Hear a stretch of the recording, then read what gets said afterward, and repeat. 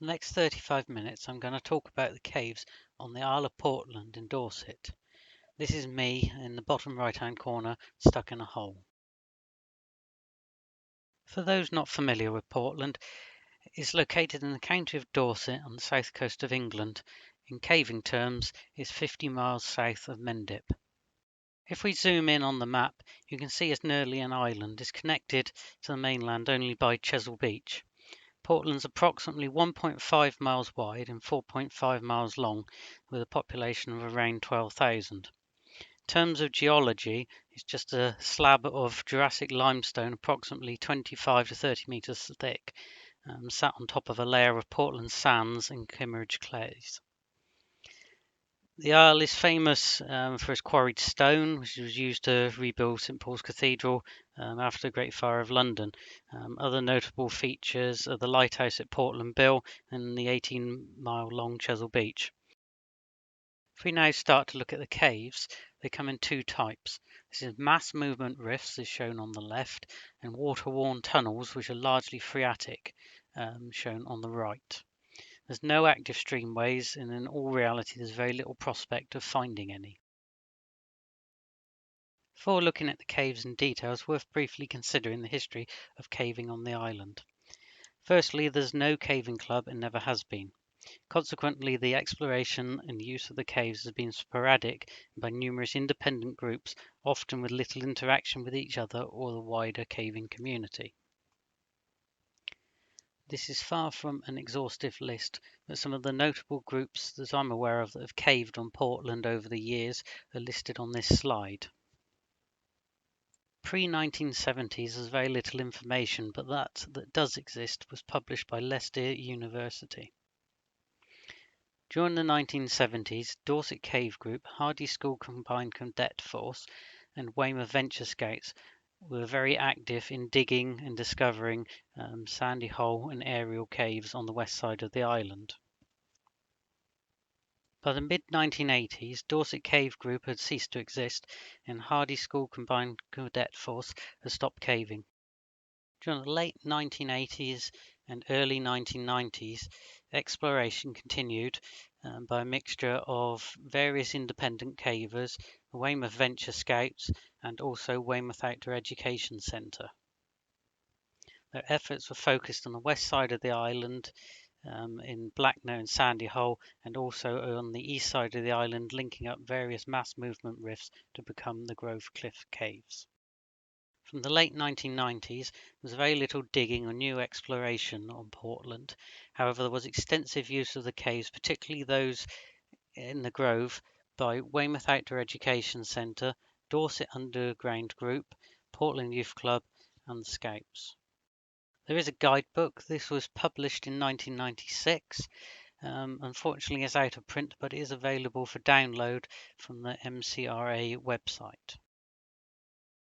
Use of the caves on Portland began to decline. Around 2005, Weymouth Outdoor Education Centre and Portland Youth Club both stopped caving. Dorset Underground Group continued for a while after that, but had stopped by 2013. Due to the lack of use, access to a number of the caves was lost. With the guidebook largely out of date, 2018, myself, Sass Watson and Richard Saunders set to on a project to record Portland's caves, unearth the entrances that had been lost, restore access paths, and produce a website detailing what remains. Now going to move on to looking at some of the caves in more details, and we'll do this by starting with the mass movement rifts. This is an overlay of the Grove Cliff Caves on Google Earth. You'll see there's 6 entrances shown by the green dots. Other than the very small section of phreatic passage up in the far right-hand corner, which is allotment dig, the rest of it is simply mass movement rifts. In total, around about 580 meters of passage. This series of rifts, which collectively have become known as the Grove Cliff Caves, have been joined together by various different people over a number of decades. The northern half of the cave was largely connected together in the late 1980s with connections dug between Guano and Flagpole, allotment dig entrance being dug out, Skittle Alley entrance being dug out, and connection between Flagpole and Skittle Alley being found. In approximately 2005, a further connection was made, with the choke between Skittle Alley and Tibet being dug through. 2018, dig which took only 30 minutes resulted in a connection being made to Grove Cliff Fissure.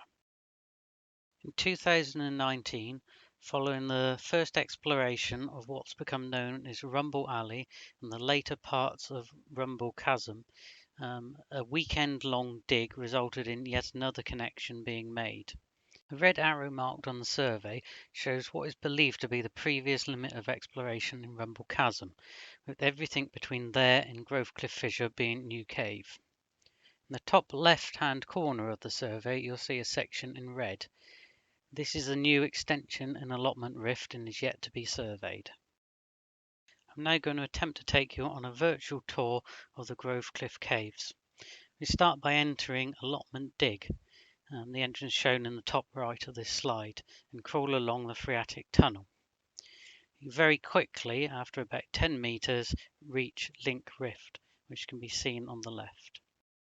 Just before descending Link Rift from allotment dig, you can turn right and enter the new extension allotment rift. This starts off quite narrow and awkward, but becomes quite a deep and open piece of rift, around 10 meters long and 8 meters deep. From the end of Link Rift, you drop out into the sizable Guano Rift, which can be followed via a climb into a rift chamber and then eventually out to the entrance on the cliff. From Guano Rift, it's possible to access Flagpole Rift via the dug letterbox bypass. Soon reach a junction known as Concrete Corner. Straight ahead here is a tight connection to Tibet, whereas the main Flagpole Rift continues to the left. This can be followed until you reach Annamite Corner, where there is a really nice example of an Annamite showing the indentation on one side and the Annamite on the other. Connection to Skittle Alley and Flagpole entrance is found shortly after. By taking the tight rift at Concrete Corner, you soon emerge into the spacious Tibet. By heading right, you can find a current dig we have. By heading left, you can get to the dug connection through to Skittle Alley and eventually Skittle Alley entrance. Just before you reach Skittle Alley entrance, dug connection on the right can be found to Grove Cliff Fissure. Grove Cliff Fissure is a more arduous undertaking. En route to the entrance, a difficult vertical squeeze must be negotiated, followed by a climb. Once at the entrance, either an 8-meter abseil or exposed tree climb is required to reach the path below. Instead of exiting via Grove Cliff Fissure, it is also now possible to exit via Rumble Chasm. This involves several difficult squeezes, a couple of climbs, and once you reach the entrance, a 10-meter abseil or difficult free climb is required to reach the path. There's little in the way of calcite formations in the Grove Cliff Caves. However, there are a number of very well decorated sections with gold and silver moon milk, as shown in these photos. Grove Cliff Fissure does contain one very small patch of white flowstone, and this is one of the few examples of white flowstone found on Portland. I'm now going to move on to looking at some of the mass movement rifts on the west side of the island. We'll start by looking at Purcell Rift. Prior to June 2020, the cave was a short but sporting rift of approximately 40 meters in length. Following a 6-hour digging session, the cave was roughly doubled in length, giving us a total of 74 meters. The entrance is found on top of the cliff in an old quarry working between two boulders. Shortly after entering the cave, a 10-meter pitch is found, which is best descended by ladder. Photo in the top left of this slide shows the former end of the cave at a flowstone constriction which had a view to passage beyond. Sufficient flowstone was removed to provide a squeeze into a fairly sizable piece of passage beyond. Passage discovered was extremely well decorated with a lot of orange calcite, as is typical for the caves on Portland. There's also a significant amount of grey calcite shown in the middle image. Another common feature in Portland's rifts is suspended blocks, often referred to as hanging death. This one was subsequently removed and used as a dam for digging spoil from the end of the cave. Further examples of the orange and grey flowstone can be seen in these two photos. The end of the cave can be reached by a crawl along a small tube high up in the rift to reach a small terminal chamber. This contains some nice formations, including the carrot formations shown on the left and the curtains at the top of this slide. Far side of the terminal chamber is choked with mud and stones, and this is actively being dug. I'll speak more about this later. The next cave I wish to look at is one called Windy Dig. This is another short but moderately sporting rift found on the west side of the island. A trip to the end and back will take most around about 45 minutes to 1 hour.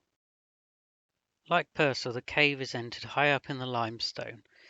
After a while you reach an 8-meter pitch, which has been used historically as ladder practice before visiting other regions. Similarly, the cave contains a number of fine orange formations, as seen in these pictures.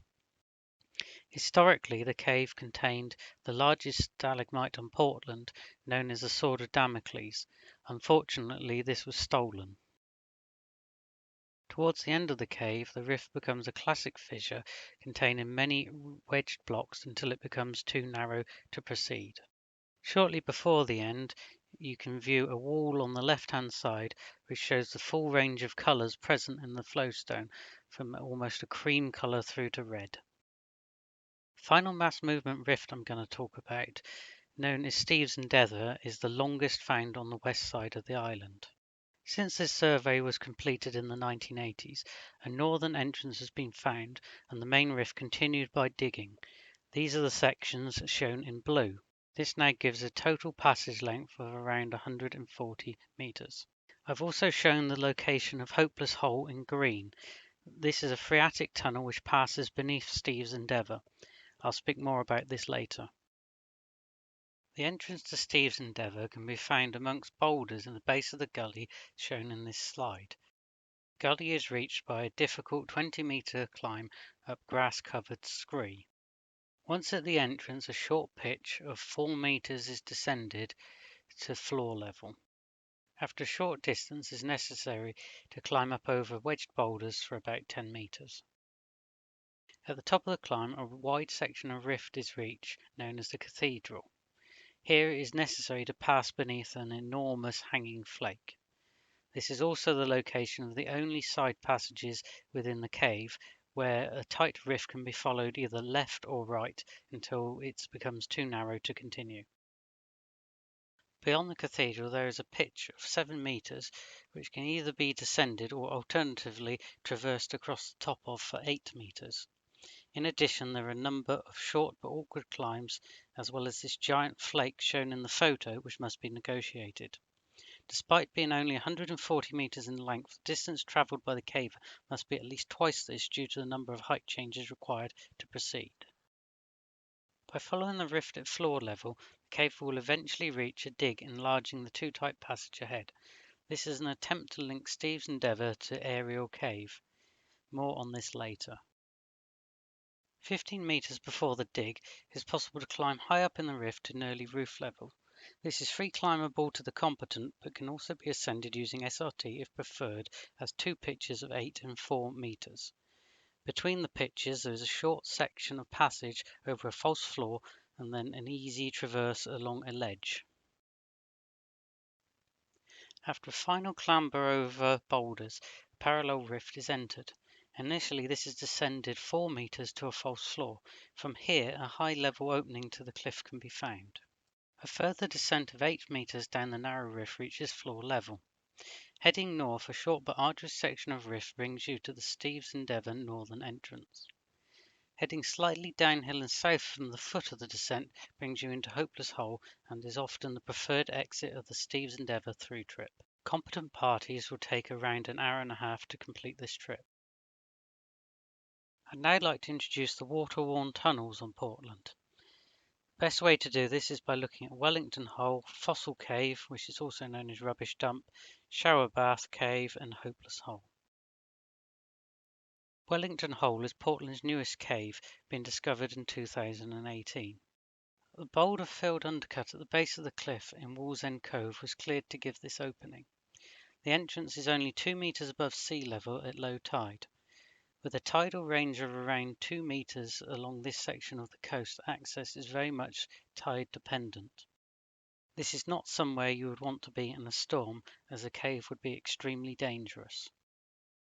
A survey was completed soon after discovery. The cave was found to be linear, 162 metres in length, and almost entirely phreatic in nature. Passage size is quite large for a Portland phreatic, allowing hands and knees crawling for almost all of its length. There's little in the way of obstacles, the most notable being this large wedged rock, which has become known as Lord Wellington's Claw. The cave is almost completely devoid of formations. However, there are a few short strawls and one section of cave wall which is coated in flowstone. The end of the cave is low and wide. The rocky floor becomes a mixture of wet mud and sand, making this quite frankly a miserable place to be. Furthermore, the tide has been observed to rise from within, demonstrating that the end is in fact a tidal sump. Prospects of extending the cave beyond this point are therefore very low. Crawling to the end of the cave and back will take approximately 45 minutes and is far from the most inspiring of caving trips available on the island. Finally, I feel as though I should explain the origin of the cave's name. Being frequently battered by the sea, it is no surprise that the first 20 metres of passage is littered with all manner of items. One such item was a manky old welly boot. During the first exploration, this welly hurled itself towards one of the original explorers, and hence the cave was named. The next cave I'm going to introduce is Fossil Cave. This is also known as Thrutch Cave and more recently Rubbish Dump Cave. One of the problems with the numerous independent groups caving on the Isle, and little in the way of published information, is that multiple cave names have developed for some sites, this being one. Fossil is a little different to the others discussed so far in that it is found inland in a disused quarry 600 metres from the cliff edge. Its path is joint controlled and the cave can be explored to a length of approximately 100 metres before becoming too small. Earlier I mentioned one of our goals was to unearth a number of caves to which access had been lost. From these photos it's probably hard to imagine that during the 1990s barely a day passed without the cave being visited by an activity group. In 2018 a new access route was created following a day of extreme gardening, and once again access was possible. The following images were taken later that day, and this was thought to be the first visit to the cave in around 10 years. It was a delight to see how the cave had regenerated itself during this time. The cave begins as a roomy stoop, but soon becomes a hands and knees crawl, and then flat out, ending at a bedding chamber.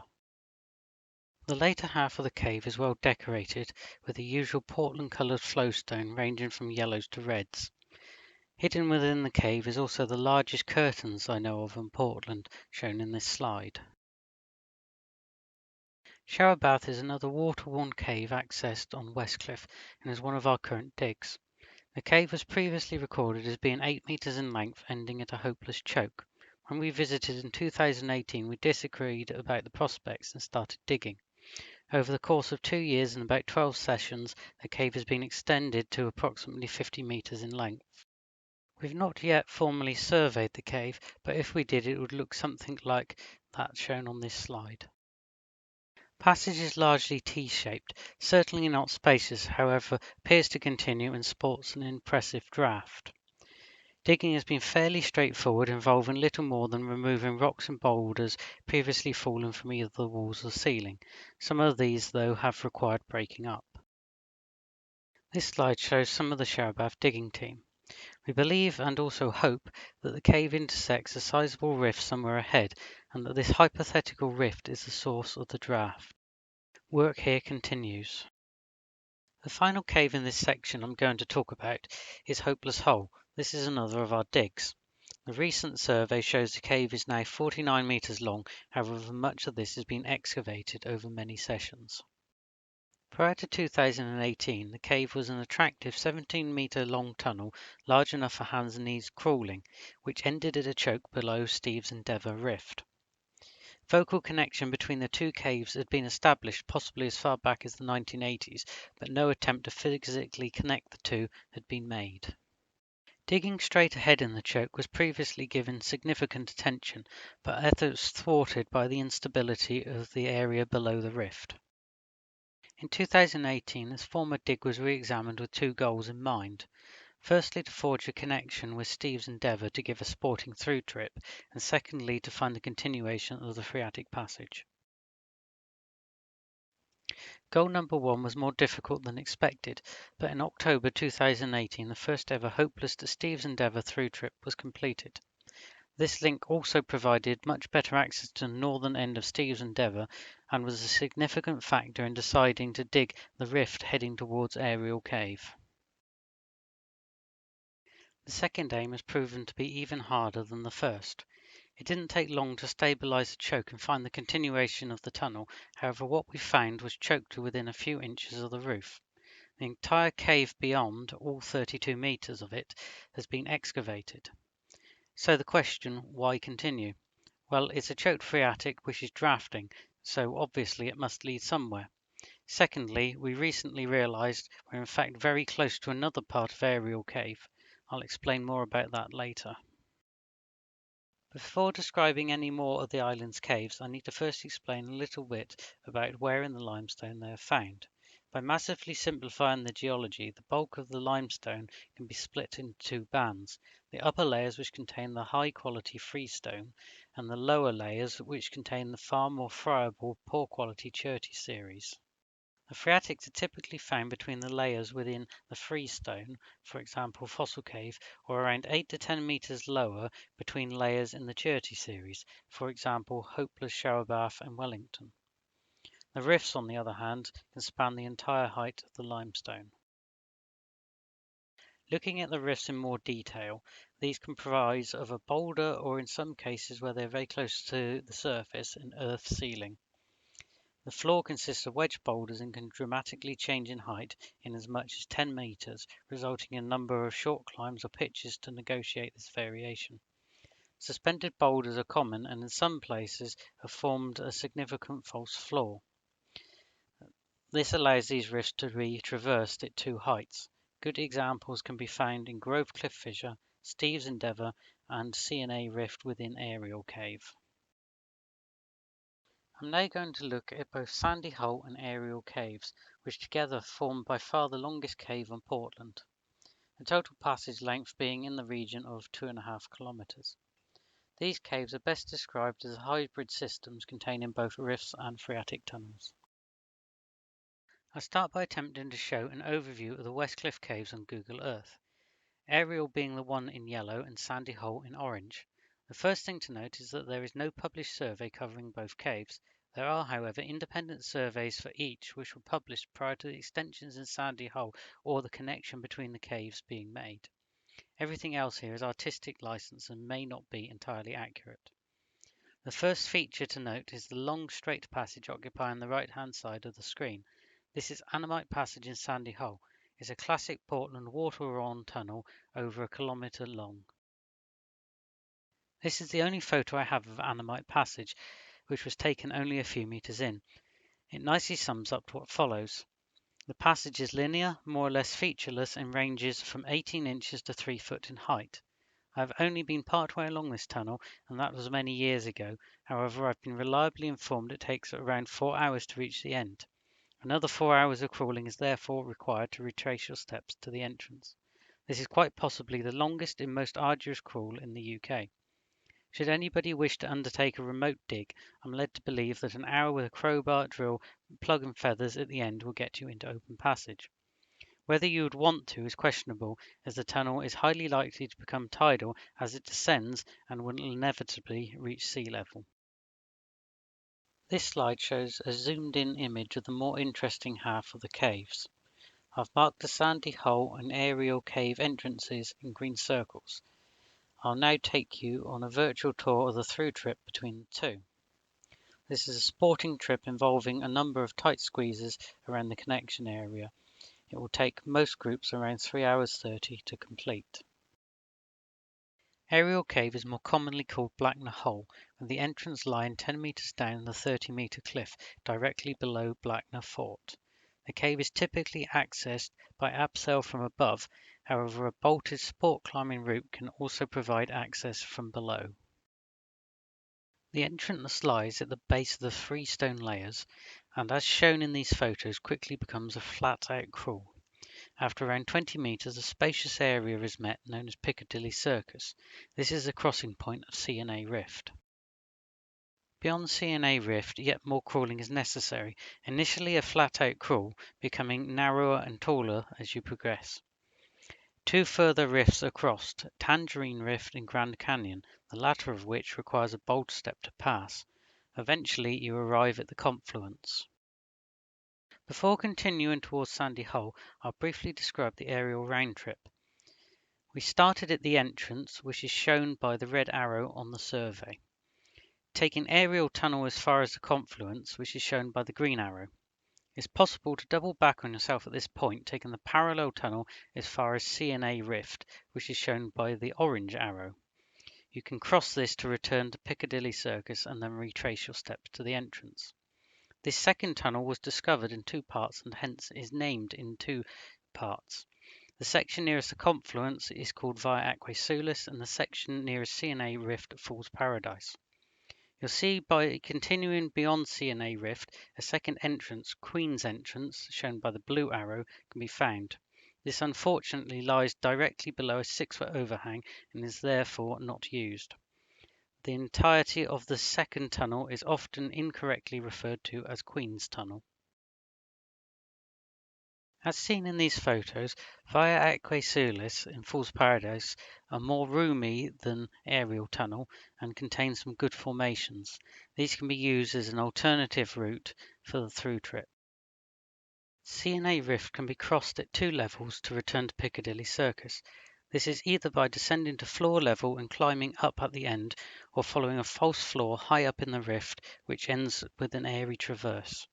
From here is simply a case of retracing your steps to the entrance and abseiling to the path below. The aerial round trip will take around 1.5 hours to complete, however can easily be extended by an hour by exploring some of the side rifts. Some of these are extremely well decorated. The photographs on this slide show Grand Canyon, which includes a wall of bulbous helictites. Amongst the best decorated is Fairy Rift. This is located directly above the confluence. There are a number of excellent formations and this section of cave is well worth of a detour to visit. Exploring C&A Rift heading south is also well worth a visit. It's a sizable piece of rift and provides some well-earned rest from the crawling throughout much of the rest of the cave. Although somewhat of a collector's item, some interesting formations can be found in Soho, which is directly above Piccadilly Circus. To find Soho, you must first negotiate an exposed rift climb and then post yourself through a narrow slot in the ceiling. Exiting is particularly exciting. Returning to the confluence, we will now continue our through trip to Sandy Hole. Aerial Tunnel continues as far as Brownsea Island, where it terminates at Squeezy Rift. The continuation of Aerial Tunnel is largely hands and knees crawling, although there are a few well-decorated sections along the way. Just before reaching Squeezy Rift, a short section of Vados Canyon can be found and allows the caver to walk for a few meters. Off to the left, a chamber, Brownsea Island, can be found. This contains a cairn that was originally built by the Scouts upon discovery. Squeezy Rift is a serious undertaking. It must be traversed along for quite some distance, being tight and awkward for its entire length. Tight squeezes at both ends will exclude all but the slimmest of cavers. It's also necessary to lose around 8 meters of height as you progress, being certain not to descend at the wrong point. The rescue of a wedged caver would be near impossible. You are rewarded by your efforts by emerging into a small chamber containing the largest stalagmite on Portland. This is quickly followed by finding one of the muddier sections of cave on the island, Vortex Passage. A couple of squeezes later and you emerge into the well-decorated terminal rifts at the northern end of Sandy Hole. Descending a hole in the floor, you're soon into Gold and Silver Passage. Unfortunately, everything gets worse from here. Gold and Silver Passage is a hands and knees crawl along a chert-covered floor. Alternatively, one can choose the parallel Argonaut Passage, being a flat-out crawl instead. These two routes join at the Inkwell and collectively form the somewhat less inspiring Sandy Hole round trip. From the Inkwell, a 20-metre flat-out crawl brings you to the entrance, and if you've timed it correctly, a fabulous sunset over the horizon. You'll also notice that Sandy Hole lies within the Cherty series, the height difference between this and aerial entrance being accounted for within Squeezy Rift. Having now looked at each of these caves in turn, hopefully this survey will make a little more sense. You'll see 4 green circles, and each of these represents a current dig. Firstly, on the left-hand side is Purcell Rift, shown in red. This lies 20 metres from the end of Grand Canyon. Moving right, both Steve's Endeavour, shown in light blue, and Hopeless Hole, shown in dark blue, are both only around 5 metres from Next to Go Rift and C&A Rifts, respectively. Finally, over to the right is Shower Bath, shown in black. This is heading into a large area with no known passage. Before ending, the final thing to consider is the effects of quarrying on Portland's caves. Most of the caves discussed in this talk are accessed via the cliffs. However, over the years, many caves have been found and lost inland by quarrying. Sawmill is one such cave and was formerly the largest known water-worn passage on the island, being walking-sized. Although now gone, this shows the potential waiting to be discovered.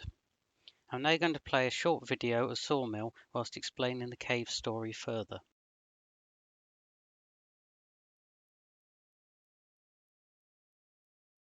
Sawmill Cave was thought to have been first intersected and explored by quarrymen in 1928. This is known as Mr. J. Stone left his signature and date of visit on the cave wall. Formerly 2 entrances were known, one at each end of the 130-metre length of passage. The cave was written about and surveyed by Leicester University in 1963 and soon after lost to backfilling. Unfortunately, an accurate location was not recorded. After quarrying had ceased, numerous attempts to rediscover the cave were made throughout the 1980s and 1990s, but without success. In 2013, quarrying restarted in the former area of Sawmill, and operations soon exposed the southern end of the cave. At this point, around 20 metres had already been lost. The cave was only accessible for a few weeks before gradually being quarried away. However, we were privileged enough during this time to be able to visit, shoot this film, and photograph the cave.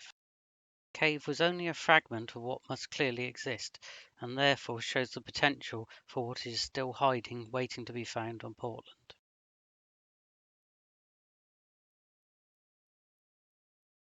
The image in this slide shows the entrance to Sawmill as exposed in 2013. The top right shows the inscription left by Mr. J. Stone.